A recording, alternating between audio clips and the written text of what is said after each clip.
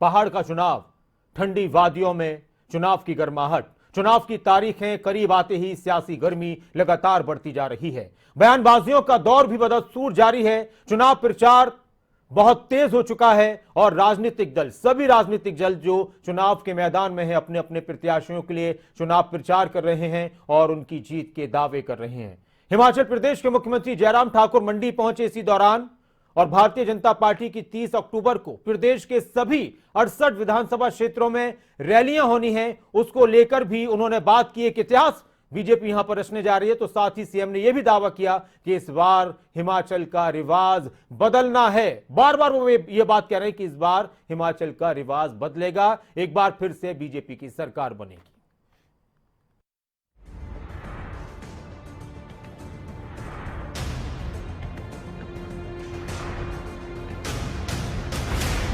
इस बार क्या कहती हैं हिमाचल की फिजाएं? कांग्रेस या बीजेपी, किसकी बनेगी सरकार? या इस बार कांग्रेस का होगा बेड़ा पार? बीजेपी के मेगा शो से होगा कितना फायदा?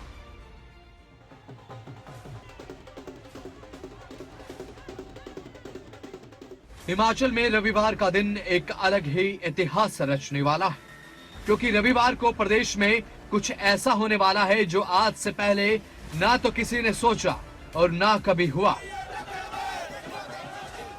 जी हां, इस बार बीजेपी हिमाचल प्रदेश के सभी 68 जिलों में एक साथ एक ही दिन ताबड़तोड़ 68 रैलियां करने जा रही है। बीजेपी ने इसे विजय संकल्प रैली का नाम दिया है, जो सभी 68 विधानसभा क्षेत्रों में की जाएगी। हिमाचल के मंडी में पत्रकारों से बातचीत के दौरान मुख्यमंत्री ने कहा कि इन रैलियों को संबोधित करने के लिए बीजेपी के राष्ट्रीय नेताओं के साथ साथ केंद्रीय मंत्री और भारतीय जनता पार्टी शासित राज्यों के मुख्यमंत्री भी हिमाचल आ रहे हैं। इसके बाद प्रधानमंत्री नरेंद्र मोदी और केंद्रीय गृह मंत्री अमित शाह भी हिमाचल प्रदेश की जनता को संबोधित करने देवभूमि आएंगे।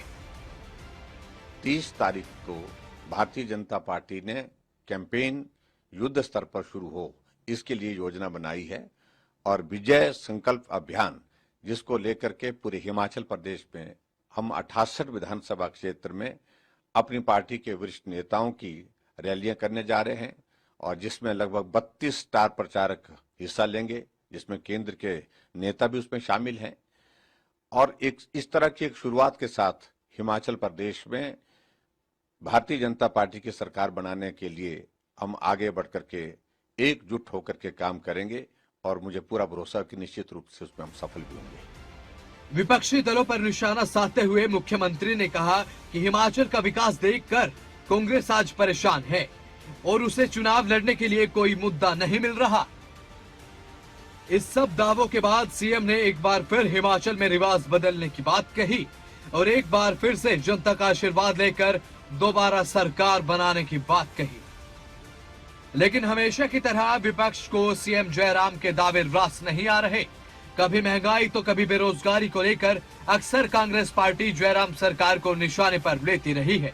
कांग्रेस प्रत्याशियों के चुनाव प्रचार के लिए इन दिनों नेता प्रतिपक्ष मुकेश अग्निहोत्री जहां भी जाते हैं, वहां से सीएम जयराम ठाकुर पर जमकर प्रहार करते हैं। जयराम की सरकार को जाना है, जब जा रही है।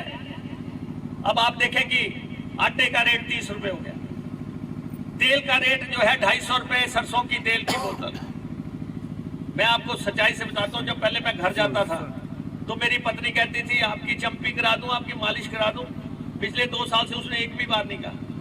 मैंने पता किया कि आजकल क्यों नहीं कहती, तब पता लगा कि भाई तेल का रेट 250 रुपया हो गया। अब कौन कहेगा? सिलेंडर का रेट जो है 1200 रुपया, गैस का सिलेंडर 1200। मैं एक घर में गया, महिला चूल्हे पे रोटी बना रही थी। मैंने उससे पूछा, मैंने कहा आपके घर में गैस नहीं है? कहती गैस पे तो मैं बैठी हुई हूँ, सिलेंडर पे बैठी हुई थी और बना रही थी। 1200 रुपए का सिलेंडर, 500 रुपए का एक नोट निकालोगे आप, 500 का दूसरा निकालोगे, 200 का तीसरा नोट निकालोगे।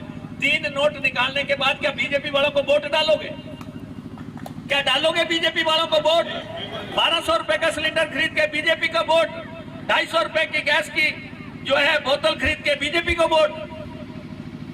दूध पे टैक्स लग गया, दही पे टैक्स लग गया, पनीर पे टैक्स लग गया, एक महिला मुझे मिली, कहती मैं तो रोज कह रही हूं कि खुदा मुझे उठा ले। मैं क्या, क्यों? वहां जाके क्या करेगी? अरे भाई, शमशान घाट पे तो मोदी साहब ने टैक्स लगा दिया, वहां क्या करोगे? मुकेश अग्निहोत्री का तो यहाँ तक कहना है कि एक बार हारने के बाद मैं हर बार जीतता हूँ, मेरा सक्सेस रेट 100% है। ये हार रहा है, उनको ये पता होना चाहिए। ये हारने की, एक बार हारने जीतने की रिवायत उनकी है। मुकेश अग्निहोत्री हर बार जीतता है। मुकेश अग्निहोत्री का सक्सेस रेट जो है 100% है। जब से राजनीति में आया आज दिन तक ऊपर वाले के आशीर्वाद से और हरोली के लोगों के आशीर्वाद से, और अब तो सरकार हमारी बन रही है। अब हमने पांव रखा यहाँ पे, तो उनको मैं मंत्री जी को कहना चाहता हूं कि अभी से आपकी आंख में आ गए आंसू, अभी तो छेड़ी भी नहीं दास्ता हमने। इब्तिदाई इश्क है, रोता है क्या? आगे आगे देख, 10 दिन में होता है क्या? 10 दिन में क्या होता है? शिमला के सियासत की तरफ को चलना है हम सबने। सब कांगड़ा के लोग, सब बिलासपुर के लोग, सब हमीरपुर के लोग, सब ऊना के लोग तैयारी करो, उधर के शिमला के सियासत की तरफ को आपको चलना है। अगर आप चाहते हैं विकास हो इस इलाके का, कांगड़ा का विकास हो, अगर आप चाहते हैं ऊना का विकास हो, हमीरपुर का विकास हो, तो सब लोगों को हमें इधर से चलना है। अपने हर बयान में मुकेश अग्निहोत्री हिमाचल की जनता से शिमला की ओर बढ़ने की अपील करते नजर आए, लेकिन उनकी ये अपील जनता पर कितना असर करती है ये तो आने वाला वक्त ही बताएगा। साथ ही बीजेपी का ये मेगा शो कितना सक्सेसफुल होगा, कितना सफल होगा, और क्या वाकई सीएम जयराम ठाकुर हिमाचल प्रदेश का रिवाज बदलने में कामयाब हो पाएंगे, इसका फैसला भी 8 दिसंबर को हो जाएगा।